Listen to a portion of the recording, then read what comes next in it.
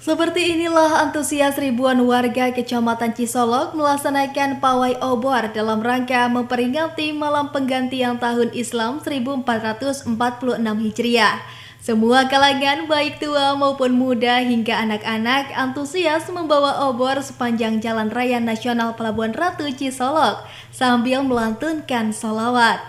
Pawai obor dimulai setelah salat Isya yang diikuti ribuan warga dari 13 desa yang ada di wilayah Kecamatan Cisolok dengan menempuh rute sejauh 1 km.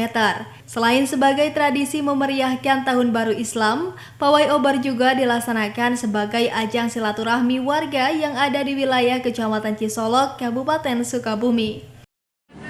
Kalau peserta ya mungkin 1.000 lebih. Ini kan satu kecamatan Cisolok itu menyangkut 13 desa. Jadi otomatis semua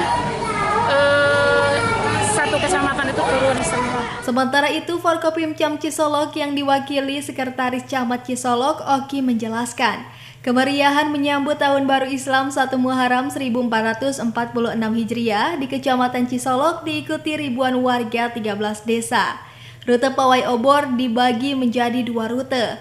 Masing-masing rute menempuh jarak sejauh 1 hingga 2 km dengan titik kumpul di tempat wisata Karanghau Cisolok. Sedikitnya 5.000 warga antusias mengikuti pawai, mulai dari berjalan kaki hingga menggunakan kendaraan, mengingat beberapa desa yang jauh dari lokasi kegiatan. Hari ini umat Islam memperingati Tasawuf Nikmat pergantian Tahun Baru Hijriah 1445-1446. Rangkaian kegiatan Gebiar Muharram 1445-1446 untuk di wilayah Kecamatan Cisolok.